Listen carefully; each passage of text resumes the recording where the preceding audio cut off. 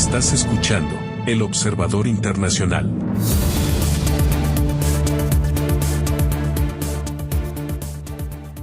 Bienvenidos a un nuevo episodio del Observador Internacional. Mi nombre es Horacio Cavacchi. Como cada semana, los invitamos a participar de esta conversación que mantenemos a la distancia con el Observador Internacional, Muki Tenenbaum. Bienvenido, Muki, ¿cómo estás? Muy bien, bien. ¿Cómo estás vos? Bien, ¿qué tan lejos estamos hoy?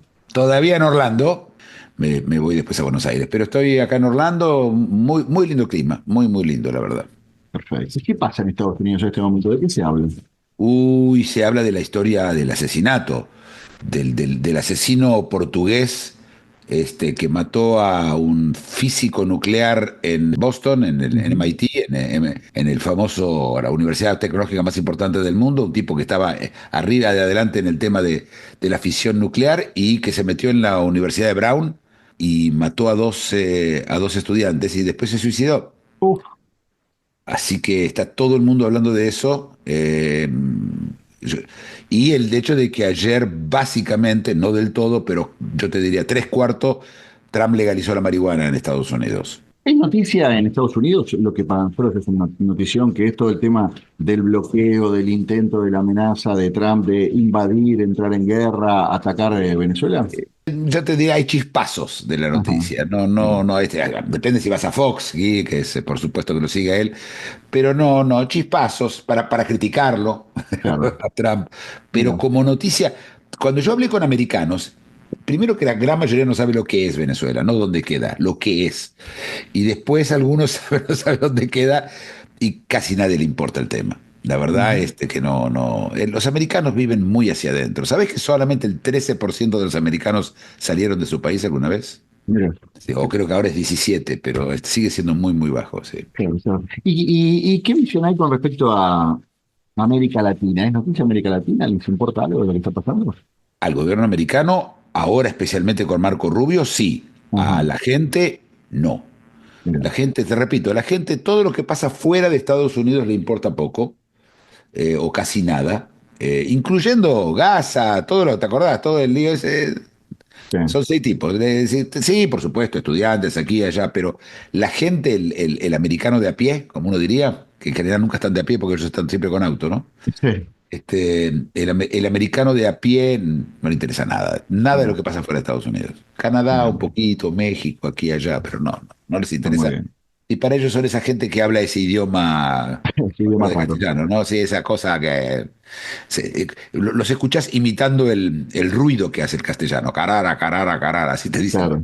hablan Claro. así que sí, no, no, no está muy Mira. interesante. Bien, bueno, para nosotros si nos interesa lo que pasa en América, contame cómo ves esta situación política de América, esta cuestión izquierda, centro, derecha, centro, izquierda, ¿es un péndulo, es un círculo vicioso? ¿Qué está pasando en este momento? Mira, nosotros podemos saber que hasta ahora fue un péndulo. ¿Qué va Ujú. a pasar después? No sabemos. Pero hay varios factores que atentan contra la pendulidad de las políticas en América Latina. El primer factor es el factor Estados Unidos. Va a depender mucho de Estados Unidos cuántos cambios van a haber y quién está quién ofrece una alternativa a Estados Unidos, China, Rusia, Europa, etcétera. Y la segunda motivo por el cual está en duda la pendulidad, que yo te diría el más importante, es la inteligencia artificial. Porque la inteligencia artificial, entre otras reorganizaciones que hace no solo el trabajo, sino la geopolítica, está muy afectada por la inteligencia artificial y va a estar mucho más afectada todavía. Así que ahí no sabemos si el péndulo vuelve o si se queda. Mira, en este momento tenemos un gobierno de derecha que está por asumir en Chile, ¿sí? De derecha, derecha, derecha, ¿sí? Bien, bien, bien conservador. Sí. En Bolivia ganó el candidato más conservador. Había dos, ¿te acuerdas? Uno medio liberal Ujú. y uno conservador y ganó el conservador. En Perú hay un gobierno básicamente conservador hace rato. En Ecuador está Noboa, que es un tipo también, es un tipo de derecha conservador.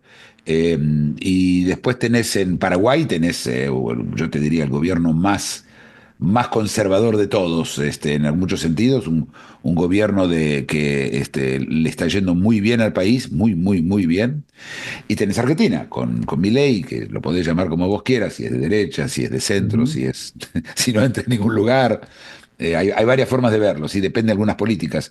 Y después tenés la izquierda, que ganó en Uruguay, que es una izquierda dicen moderada, yo tengo mis dudas. Está Lula en Brasil, donde si bien él es un presidente de izquierda, la mayoría parlamentaria es de centro derecha. Y después tenés Colombia con Petro, que la popularidad de él es cero. Yo te diría en este momento, hoy salió con una idea de sacarle toda la plata a los ricos y para subvencionar el presupuesto que no pasó en el Congreso de Colombia, donde él no tiene una mayoría automática y donde él va a perder las elecciones. En mayo hay elecciones y lo van a arrasar. Para que tengas una idea, las últimas elecciones municipales pasó de tener 60% a tener 10%. Estamos hablando de alguien que va a desaparecer del Ujú. mapa político, yo te diría, con bastante seguridad. En Colombia lo llaman el payaso. Así, toda persona con la que yo hablé, otra vez, lo llaman no. La gente con la que yo hablé lo llaman el payaso, pero leyendo los diarios, aún los diarios más neutros, también ahí, si lo ves, ves un desdén hacia este hombre que hizo muchos desastres y que es un asesino. Él Ujú. personalmente asesinó gente, ¿sí? Eh, Cuando fue en su momento tomaron la Suprema Corte y quemaron toda la Suprema Corte, una historia terrible donde murieron creo que 17 de los 19 jueces de la Suprema Corte de Colombia. Así que él tiene, y después tenés en el Centroamérica, tenés Panamá, un partido también de derecha, manejando Panamá. En Costa Rica nunca cambia, son siempre básicamente los mismos partidos, no hay una diferencia de política, es siempre la misma. Es un país muy estable. En Honduras acaba de perder la izquierda, perdió también por bastante. De hecho, los dos que se disputaban la pugna era derecha o más derecha. Eh, y después tenés El Salvador, que sabemos que está nuestro amigo Bukele, que es el hombre de derecha. Lo llamé nuestro amigo no por su amistad que Sí, sí, profeso, sí. ¿sí? No, tampoco creo que soy amigo de Bukele. La República Dominicana, donde también maneja la derecha. Viste, la izquierda está bajo jaque y está Venezuela, por supuesto, que es una Claro. dictadura, como Cuba, que es otra dictadura. Es más, perdieron, vos sabés que hay una isla que se llama San Vincent, que en el Caribe, que era un aliado de Chávez y lo utilizaron para utilizar sus compañías para esconder las relaciones que tiene Venezuela con la izquierda española. En todo eso hay un gran, en este momento hay un gran escándalo, se está acrecentando mucho en España. En algún momento va a tener que hacer un programa sobre España porque España está pasando un momento de alta corrupción, de problemas muy serios tiene España Ujú. adentro con esto, pero España por supuesto no es parte del continente. No sé qué me falta. Guatemala, que hay un partido también, un gobierno de centro derecha, de centro yo te diría en Guatemala. Y tenés finalmente México, que está en manos de la izquierda, en donde la presidenta salió ayer con una declaración de que no hay que permitir que Estados Unidos dicte las cosas en Venezuela, que sean las Naciones Unidas. Este, es decir, que no lo haga nadie. Claro. Así que eso es lo que está pasando. Ayer Netanyahu está por viajar a Estados Unidos. Es un tema, si bien no directo, pero está por viajar a Estados Unidos ahora y la Corte Internacional le exigió a Estados Unidos que lo arreste. Cosa que totalmente loco porque Estados Unidos no es miembro de la Corte Internacional, Israel tampoco, pero dos jueces salieron a decir que lo arresten y esos dos jueces fueron inmediatamente sancionados por el gobierno americano, todas sus cuentas en Estados Unidos congeladas, sus visas anuladas y cualquier negocio que quieran hacer o que tengan que hacer con Estados Unidos o en lo que ellos participen estarán bloqueados. Así que la política de Trump, que es bastante agresiva a nivel diplomática, tiene acá otro signo más, otro muestra más. La primera pregunta que se me ocurre para hacerte es, da la sensación, visto de afuera, que estas tendencias son como en bloque, cuando hay como un momento en el que los países viraron hacia la izquierda y de golpe empiezan a virar a la derecha, una especie de efecto dominó. ¿Hay alguna explicación de por qué pasan estas cuestiones en América Latina y si es un fenómeno de América Latina? Mira, el filósofo David Hume decía, correlación no es causación. El hecho que dos cosas ocurren al mismo tiempo no quiere decir que una causa la otra o que sean de la misma causa. Yo no veo cómo esto ocurre, ¿sí? No creo que los votantes en Chile votaron a la derecha porque Milei está en la Argentina y es de derecha o porque Lula es de izquierda y está en Brasil. Sí. No creo. creo que lo que está ocurriendo, y cada vez que hubo péndulos, tuvo que ver con distintos temas. Uno de los motivos por la cual la izquierda en algunos lugares gana era por un tema de corrupción. Sí, Chávez ganó por corrupción. El gobierno anterior de él era profundamente corrupto, ¿sí? Bueno, que en Venezuela ujú, en general siempre fueron los gobiernos fueron muy corruptos. América sí, Latina América Latina en general tampoco sí, sí, tiene ese. Dicen que nunca, América Latina nunca se pierde una oportunidad de perderse una oportunidad. Y entonces en Colombia pasó eso, en Venezuela ocurrió eso, y Milei en algún lugar en la Argentina tiene que ver con eso, ¿no? Con la corrupción de la época del peronismo. Eh, pero después, por otro lado, a veces sube la izquierda por un tema económico, que la economía está anda mal y entonces buscan soluciones de izquierda a la gente, pero acuérdate que cada persona vota por separado y sola, ¿sí? Nosotros agrupamos las voluntades porque nos resulta cómodo, pero ¿por qué la gente vota algo o deja de votar? Eso siempre no sé si es un secreto, pero es muy difícil para mí de ujú, poder saber con seguridad. ¿Vos qué claro. opinás? La verdad, creo que en cada país hay un comportamiento distinto. Yo creo que hay países donde, donde el recorrido del péndulo es más amplio, están como más extremos. Hay momentos en los que el péndulo se queda trabado en una de las dos vertientes y después creo que el cambio es más violento. Y después, no sé, estoy pensando en Chile. Chile tengo la sensación de que es donde el péndulo más va de un lado para el otro y donde el recorrido es más corto, porque la izquierda no se pasa de rosca con ser demasiado de izquierda. Boric en ningún momento tomó ideas comunistas durante su gobierno y la derecha, salvo en la época de Pinochet, tampoco se pasa de rosca en Chile. Me parece que cada país es distinto y después sí, no sé, no tengo cómo atribuir a por qué de determinados momentos se abroquelan y como pasó en gran parte de mediados de la década pasada, varios países comulgaban con esta idea de la América Grande, el chavismo y esta cuestión casi revolucionaria. Sí, revolucionarios se ponen una boina y dicen que somos revolucionarios, ¿no? Ujú. Sí, a ver, pensemos en lo que vos decís en el tema del péndulo y tomemos el caso de Chile, me gusta porque Dale. Chile se movió desde la vuelta a la democracia entre la centro derecha y la centro izquierda. Bachelet, Permanentemente, sí, sí, permanentemente, ida y vuelta, ida pero, y vuelta. pero cada vez más hacia la izquierda y más un poquito más hacia la derecha. Por ejemplo, en el caso de Lago, que fue el presidente, era un tipo del socialismo más moderado de lo que fue Bachelet. Bachelet era Ujú. menos moderada que él. Sí. Y cuando volvieron, y después estuvo este hombre, el presidente, el millonario, no me acuerdo cómo se llama, Piñera, Piñera, sí. Que a Piñera, por ejemplo, yo te recuerdo que Piñera, parte del motivo que lo votaron a Piñera era por haber salvado a los mineros, ¿sí? Cosas de claro. ese tipo. Que la gente emocionada dice, mirá, como un presidente salva a todos, ¿sí? Sí. Como si él hubiera tenido que ver con el tema. Es cierto, ellos se llaman la culpa y la gloria y el escarnio juntos. Después se fue más hacia entonces el próximo movimiento fue más hacia la izquierda y fue Boric.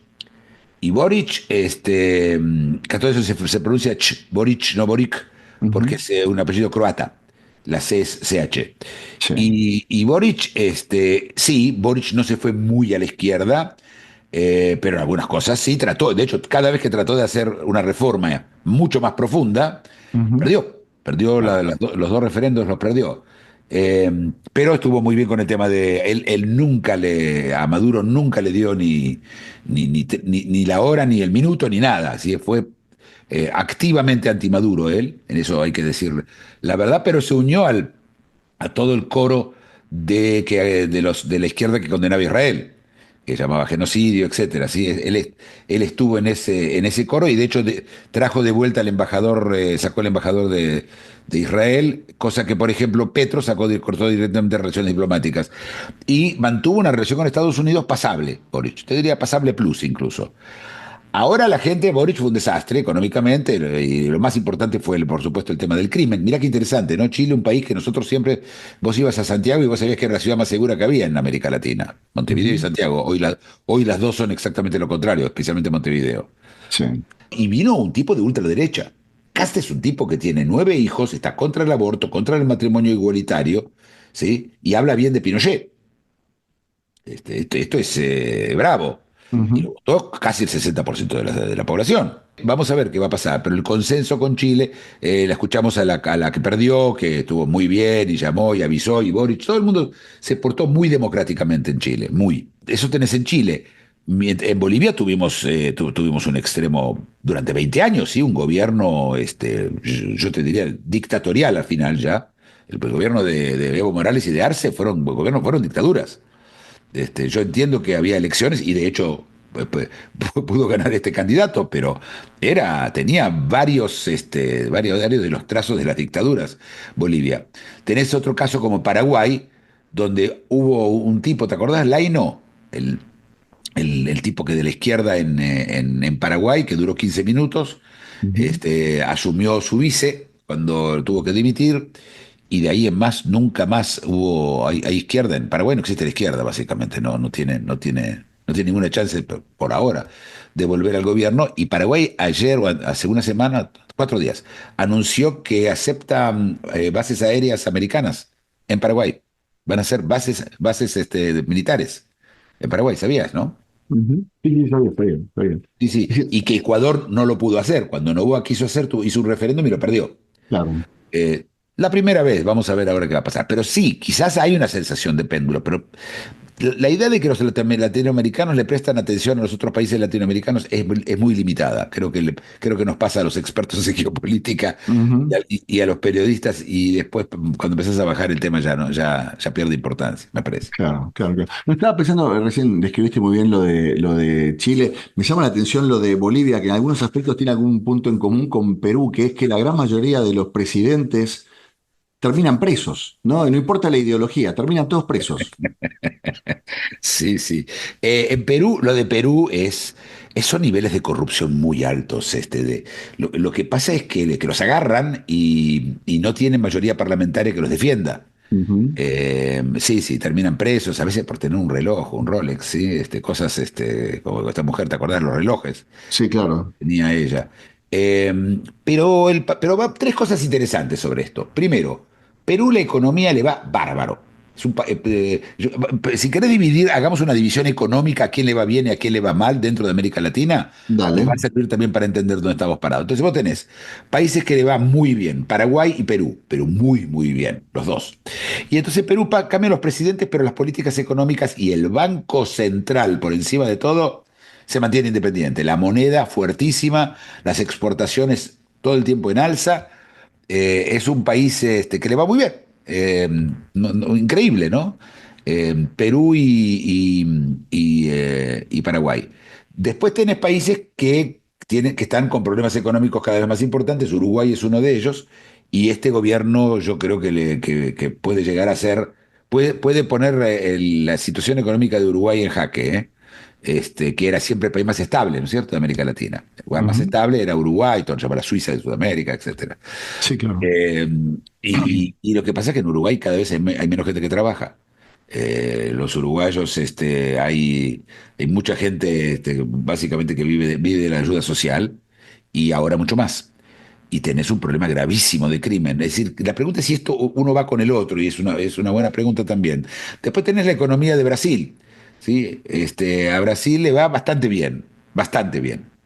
No te diría fabuloso, no brillante, Ujú. no es los mejores momentos, pero tampoco son los peores, ¿eh? Sí. Le va bastante bien, tiene problemas, la bolsa cae, tiene déficit en los presupuestos, Lula se hace el vivo, trata de pasar cosas que pueden causar daño, pero dentro de todo Brasil es una economía muy grande, muy fuerte, y tiene subidas y bajadas. En este momento yo te diría que está ahí en medio. Ujú. Después tenés Colombia, que Colombia era, bueno, su más grande exportación era la cocaína, ¿no? Pero a nivel de exportación son grandes exportadores de comida, de flores, grandes exportadores de carbón. Colombia era uno de los más grandes exportadores de carbón del mundo. Hasta que decidió Petro que ni carbón ni petróleo van a vender más porque no quieren arruinar el planeta. Y entonces arruinó a los colombianos, de las cosas que hacen.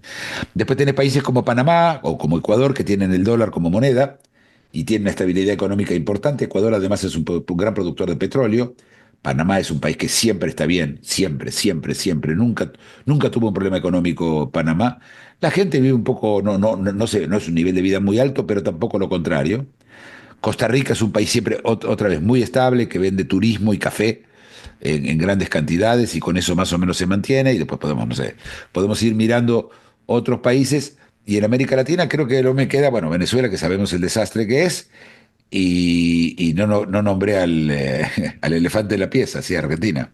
Claro, claro, es verdad. Eh, lo- que Y el veredicto escúchame, está por verse. sí, sí, sí, por supuesto. ¿No? Y a eso, a eso quería ir, digamos. ¿Cuáles son los motivos que hacen que la gente vote por la izquierda y cuáles son los motivos que la gente haga que vote por la derecha? Porque no es eh, que la gente está casada con un grupo partidario, sino que hay gente hay elecciones que vota por un candidato de centro izquierda y esa misma gente, que es la que finalmente decide las votaciones, termina votando por un candidato de la centro derecha, digamos. Es común el impulso de por qué se vota por la izquierda y por la derecha en todos los países de Latinoamérica? Mira, yo creo que lo más importante es que en general la gente no se casa con una ideología Sí. y mira qué tal le va a ellos, qué tal le va a los hijos, y qué tal le va al vecino. La gente al final vota lo que los demás votan, ¿no? La gente que está alrededor de ellos, ¿sí? La gente no es, no son grandes filósofos sentados a pensar que van a votar. La gente Ujú. vota automáticamente, yo te diría, lo que Sí, vota la familia, lo que votan los amigos, etcétera. Y lo sí. que la gran pregunta es, ¿los medios influyen sobre los votos? Yo tengo mis grandes dudas. Ujú. Yo creo que es una cuestión, más hoy con las redes sociales. Hoy las redes sociales vos crea relaciones incluso con gente que no queda al lado tuyo, sino que te mantienen los mismos intereses que vos. Eso es muy común en Facebook, ¿sí? Vos tenés amigos en general que Ujú. tienen los mismos intereses que vos y ideas parecidas, Sí. a veces contrarias, pero yo he visto en la época antes de las elecciones en Argentina, la gente dejó de tener en Facebook, sacaba amigos que no comulgaban Ah, con ellos. sí, Realmente los barrían, esa es la famosa grieta, ¿eh? sí. Deja de haber diálogo, ¿sí? Este, pero creo que tiene que ver con la situación económica, creo que tiene que ver con la corrupción y en el caso de Milei, para mí, lo que decidió la votación de Milei, y yo no soy un experto, son dos cosas. Uno fue la pandemia. La pandemia cambió todo en la Argentina. Hubo la famosa fiesta de Fernández durante la pandemia, Ujú. para mí, condenó al kirchnerismo. Yo estaba seguro que ganaba Milei solo por la fiesta, ¿eh? La gente estaba muy enojada. Los argentinos no le gustan ser giles. Esto tiene que ver también porque no es lo mismo un boliviano con un argentino, que no los motiva las mismas cosas, ¿sí? No tienen la misma cultura. Los bolivianos son tipos que se sacrifican. Ellos, Ujú. viste que a veces hacen marchas y caminan descalzos de 50 kilómetros para ir a hacer una manifestación.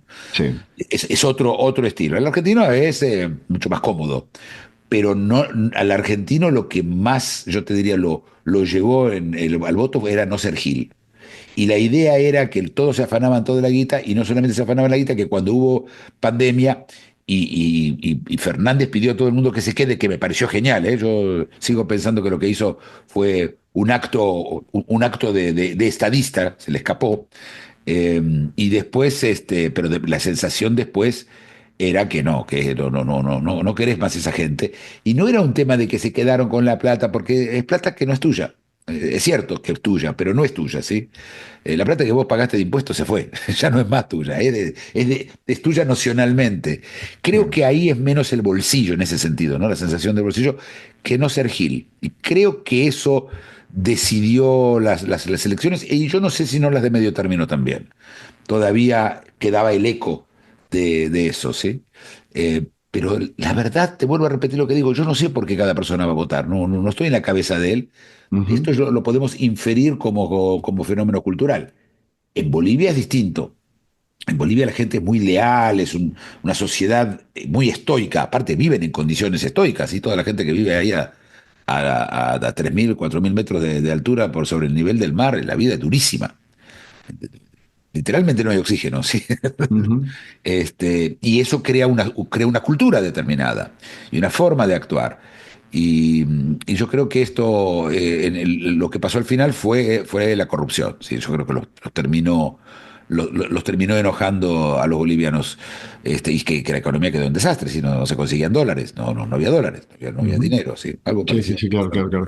Te quiero consultar con respecto a Brasil, porque da la sensación de que el único que resiste es Lula, de este fenómeno el kirchnerismo, el chavismo, Correa, Lula. En un momento había como un gran pacto entre los países más importantes de Latinoamérica, de centro izquierda, y da la sensación de que el único que resiste a estos embates de la derecha es Lula, y da la sensación de que le queda un tiempo más allá de su propia edad, da la sensación de que no hay nadie que esté para disponer, para disputarle el poder. ¿Qué hizo Lula de distinto de Chávez, de Kirchner, de Correa?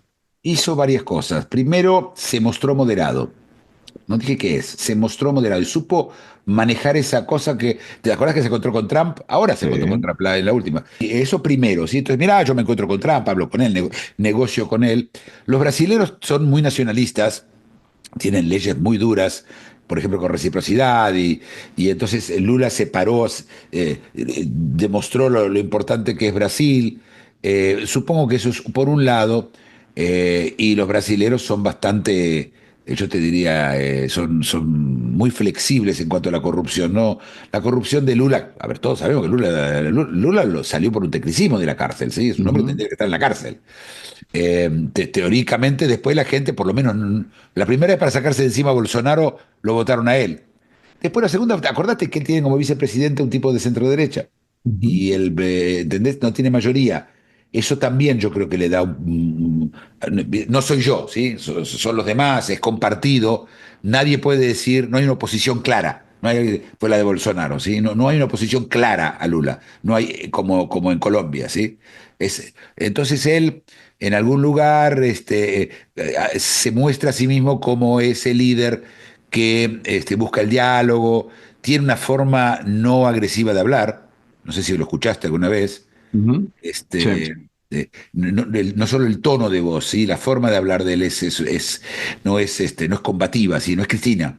claro. Eh, y entonces no causa o demasiada urticaria al hablar, ¿sí? Esa yo creo que es la respuesta sobre Lula. Yo no creo que gane las próximas elecciones, yo creo que va a perder. Ujú. Pero es cierto, tiene chances, ¿sí? En las anteriores era obvio que para mí, que el kirchnerismo no iba a ganar, no tenía ninguna chance, no iba a Claro, pasar. claro, claro, Pero claro, claro. acá decirte que seguro no va a ganar, no. Yo creo que hay más chances que gane, dependiendo a quién traiga a la derecha, a quién lo ponga. Está el gobernador de Sao Paulo, que probablemente es el mejor candidato de todos, pero está Bolsonaro hinchando por ahí, así que no sé qué Ujú, va a pasar con ese.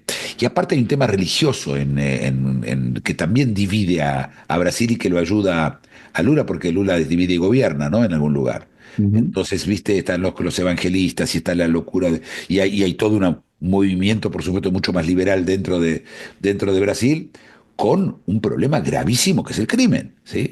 Esto es el motivo que subió Bolsonaro, ¿te acordás? Era cuando él hacía sí, con los revólveres con los dedos. Que sí, después, claro. cuando lo acuchillaron a él, él demostró con su propio cuerpo lo que pasó. Y creo que votaron por eso. Y como Bolsonaro no fue exitoso en el tema del crimen, perdió. Yo creo que si Bolsonaro se mandaba la gran Bukele, o un poco menos que eso incluso, Patricia Bullrich, algo que la gente sienta que esto está siendo en camino a ser controlado, pero cuando se fue Bolsonaro, la situación del crimen no estaba mejor de que cuando llegó. Ujú. Está Eh, bueno, sí. Así que supongo que y la gente dice, bueno, ya que ya estamos con crimen, por lo menos tengamos a alguien que no polarice. Claro. Eso es lo que yo supongo que es el motivo como se dice en inglés, de staying power, el poder de quedarse de Lula. Ujú, bien. En Europa también se da esta cuestión pendular por regiones o no, este comportamiento que estamos describiendo de América Latina es bastante particular. No, yo te diría que en Europa bastante. La derecha y la izquierda se compartieron gobiernos en Francia, voy pasando en España, en Italia. En Italia la izquierda nunca gobernó. Partidos centro, nunca llegó a ganar. La izquierda, el partido comunista más grande que había en la época de la Guerra Fría era el italiano. Sí, Y de hecho el Papa Pío XII, tengo un cuento especial sobre él, porque Pío XII era el Papa durante la Segunda Guerra Mundial sí. y él se negó a excomulgar a los nazis para salvar a los judíos. Esto es una de las grandes deudas que tiene la iglesia con el pueblo judío, lo que Ujú, hizo Pío XII. pero luego en el año, y él dijo que no podía excomulgar, que no, pero en el año 47, cuando hubo elecciones y parecía que ganaban los comunistas, él salió y dijo que quien vote a los comunistas será excomulgado. ¿Viste? Al comunismo le tenía más miedo que al nazismo. Y el comunismo estuvo por ganar, no ganó al final, pero estuvo por ganar varias veces. Pero sigue de Chile, en Italia yo te diría que el péndulo es más centro-derecha, centro-izquierda, no más que eso. Claro, claro, claro. No, pero yo lo que te preguntaba era si se mueven en bloque, porque acá la generación, viste que de un momento América Latina se va a la izquierda, en un momento se va para la Cierto, derecha. cierto. En Europa yo tengo la sensación de que no pasa eso, que el Reino Unido, Francia, España, Portugal, Alemania, Italia van todos para un lado o todos para el otro. Bastante, yo te diría, hay movimientos. Ujú. Alemania, a la izquierda de Alemania tampoco era izquierda, ¿sí? Sí. No, es esto, son partidos de centro todos. Ujú. La excepción es Hungría, donde tenés Claro. pero Hungría tampoco tiene una historia de democracia, ¿viste? Son democráticos del año 2000. Sí. Este, y tenés Eslovaquia, donde está Fico, que es un hombre de ultraderecha. Tenés un movimiento hacia la ultraderecha. Eso sí está ocurriendo en toda Mira, Europa. mira. Es decir, en el segundo plano, no los que gobiernan. En Holanda, ahora ya no, pero en las elecciones anteriores había ganado la ultraderecha. En Holanda, ¿eh? En Bélgica probablemente las próximas elecciones gane la ultraderecha. En España, Vox, el partido de ultraderecha, está a la par ya del partido de centro derecha, que es el Partido Popular. Ujú. Es decir, viste, en los segundos planos, en Italia es Meloni, que no es de ultraderecha, ¿eh? De ultraderecha es el compañero de ellos, ya no me acuerdo cómo se llamaba, Salvini. Ujú. Él es de ultraderecha. Es decir, están en el gobierno o están muy cerca. En Suecia son el partido más grande. Si bien y armaron toda una coalición contra ellos, pero son el partido más grande de todos, la ultraderecha en Suecia. En Dinamarca la ultraderecha es muy única porque es la continuidad de la gente que fue, que estuvo contra los nazis, la organización, que es una organización de derecha, antinazi, eh, y que digamos que es única en ese sentido, es muy especial. Y en Inglaterra, si hay elecciones hoy, gana la ultraderecha. Repito, no la derecha, la ultraderecha. Tiene mayoría absoluta según las encuestas. Ujú. Es decir, estamos frente a un movimiento. En Polonia estuvo la ultraderecha manejando hasta hace muy poco el gobierno, ahora están con un gobierno de centro. eh, pero sí, la ultraderecha, hicimos un artículo, ¿te acuerdas? Hicimos un programa sobre esto hace un año y pico, Sí. sobre el auge de la ultraderecha. Y eso sí se está moviendo. Y vos podés pensar que Cast en Chile es ultraderecha. ¿Sí? Podemos pensar lo que queramos, pero es ultraderecha Cast Ujú. en Chile. Y hay que ver después los próximos que vengan en Colombia, si van a ser ultraderecha o no. Ultraderecha me refiero a partidos de conservadores y antimigrantes. El tema que yo te diría que une en este momento muchos países es el tema de la inmigración ilegal. ¿Viste el tipo que mató, que hablamos antes, Sí, que mató, era un inmigrante que vino a Estados Unidos con el famoso sorteo de las visas? mira. Ayer ya Trump lo anuló, no va a haber más sorteos. Buki, le queda prácticamente una semana y monedas a este año. ¿Puede llegar a pasar algo de acá a que termine el año? De estos conflictos, de estas situaciones latentes que hay. Mira, Ucrania, Trump se muere por llegar a un acuerdo antes de Navidad. Acordate que hay dos Navidades, ¿sí? Está Ujú. la Navidad de Occidente y está la Navidad rusa, Sí, ucraniana también, en parte ucraniana también, que es una semana, 2 semanas después, sí. por la diferencia entre el calendario juliano y el gregoriano. Así que yo supongo que van a tratar de llegar. Ese podría ser una sorpresa, yo no sé si lo llamaremos sorpresa, pero sí, eso no quiere decir nada, sí, eso quiere decir que va a haber un acuerdo marco y no más que eso. No veo lo de Venezuela, ¿sí? La pregunta que siempre todo el mundo pregunta, Ujú. ¿invadirá Estados Unidos a Venezuela? Yo estoy convencido que no. Ok. Lo dije, lo vengo diciendo siempre, no van a invadir Sí, Venezuela. sí, Es una locura aparte, y aparte necesita permiso del Congreso para hacerlo. No, no puede invadir Venezuela, sí. pero ahora lo hago con el petróleo. Y está el bloqueo, ¿te acuerdas que hablamos del tema? Sí, ¿Sí? sí. Está el bloqueo y la semana pasada te dije, ¿por qué no bloquean los puertos? Bueno, ya lo tenés. Van a bloquear los puertos, van a tratar de ahogarlo. Yo no creo que Maduro dimita, creo que sabe él de que no va a terminar bien esto para él, pero peor, lo más importante, Él tiene secuaces, son un montón de tipos. Yo te diría, yo no sé si no hay 100.000 secuaces de él, ¿sí? Dando vuelta en la gente de seguridad. Y todos ellos saben que si llega a caer Maduro, o se exilian y no tienen a dónde exiliarse, ojo, ya no hay a dónde, a Cuba o a Nicaragua, ¿sí? Ujú. Otra dictadura más, ¿sí? Pero no, es un problema. Así que él tiene el problema. A él le dijeron, che, andate a vivir a Rusia, ¿sí? Con Assad, viste que está Assad en Ujú. Rusia. A Sí. todo eso viviendo lo muestra. Qué casualidad que hace 2 semanas empezaron a mostrar a Assad que lo bien que vive en Rusia. Yo creo que es un mensaje para Maduro, pero Maduro no se puede ir. Si se va, no creo que lo dejen. Está Diosdado Cabello, que es el verdadero, para mí, el hombre fuerte de Venezuela, y esto, ¿viste? Va a ser muy, muy, muy, muy, muy, muy difícil de que este hombre se vaya. Y en algún momento va a empezar la presión, che, no, los venezolanos se mueren de hambre, levanten el embargo, cosa que lo vimos pasar en el pasado, así que Ujú. no creo que haya nada nuevo. Está muy bien. Bueno, igual vamos a conversar, ¿eh? Antes de que llegue fin de año. No, nosotros seguro vamos a Tenemos hacer. una conversación pendiente hasta que llegue final de año, así que vamos a estar actualizando toda esta información en el próximo episodio. Así es. Buenísimo. Muki, como siempre, gracias. Un gran abrazo a la distancia. Un abrazo a vos. Muchísimas gracias. Esto fue El Observador Internacional, esta conversación que mantenemos a la distancia. Yo, Horacio Cava, que es de Buenos Aires, Muki Tenenbaum, El Observador Internacional, recorriendo literalmente el mundo entero. Hasta la próxima.